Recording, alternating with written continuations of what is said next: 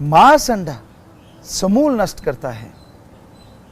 जिस तरह बकरी पाती खाती है, घास फूस खाती है और उसकी भी चमड़ी उल्टी करके उतार लेते हैं, इसलिए हमारे धर्मों में बोला कि उसका कोई इतना दोष नहीं था। उसका यह हश्र हुआ, जो उस बकरी को खाएगा उसका हश्र क्या होगा। कई लोग कहते हैं आप भी तो सब्जियां खाते हैं, पेड़ पौधों में भी जान होती है। तो पेड़ पौधों में जान होती है, इसमें कोई दो राय नहीं, लेकिन उनमें आत्मा मृत प्राय होती है। 99% वो आत्मा मृत प्राय होती है, मरनासन। और दूसरे शब्दों में उनसे फल फ्रूट लिए जाते हैं, साग सब्जी ले लेते हैं, लेकिन बेल को तो नहीं उखाड़ के फेंकते। और जब आप बकरा, मुर्गा ऐसी चीजें खाते हैं, क्या आप उनका बीज रखते हैं? क्या आप उनका समूल नष्ट नहीं कर देते? तो इसीलिए साग सब्जी जो खाना है, लोग खाते भी हैं, उनका बीज भी रखते हैं। उसको मिलाना, मांस अंडा को मिलाना कहीं भी तर्क संगत नहीं है।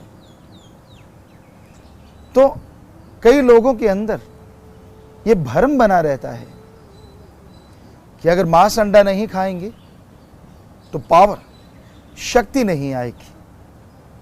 मांस अंडे में शक्ति होती है, ताकत होती है।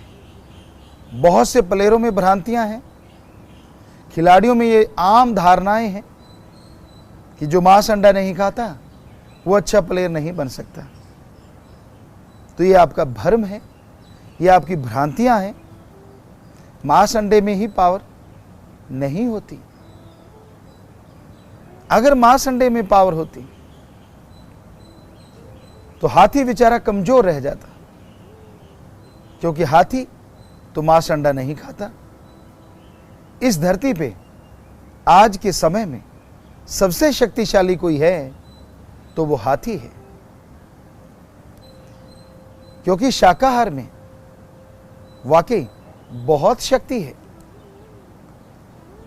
उदाहरण के तौर पे जो मसल बनते हैं वो प्रोटीन से बनते हैं, और ये देखने में आया है अंडे में जो प्रोटीन होते हैं लगभग 12 से 15% माने जाते हैं, और मीट चिकन में जो प्रोटीन होते हैं वो 22 से 24% माने जाते हैं।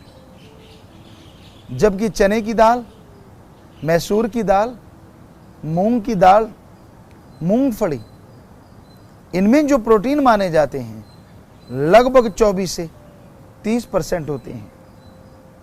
शक्ति के लिए खाना हो, प्रोटीन के लिए खाना हो, तो आप सोयाबीन या दूध से बना प्रोटीन ले लीजिए, जो लगभग 42 से 45% प्रोटीन उनमें पाया जाता है, जो कि अंडे से 3 गुना ज़्यादा है और मांस से लगभग दुगना है।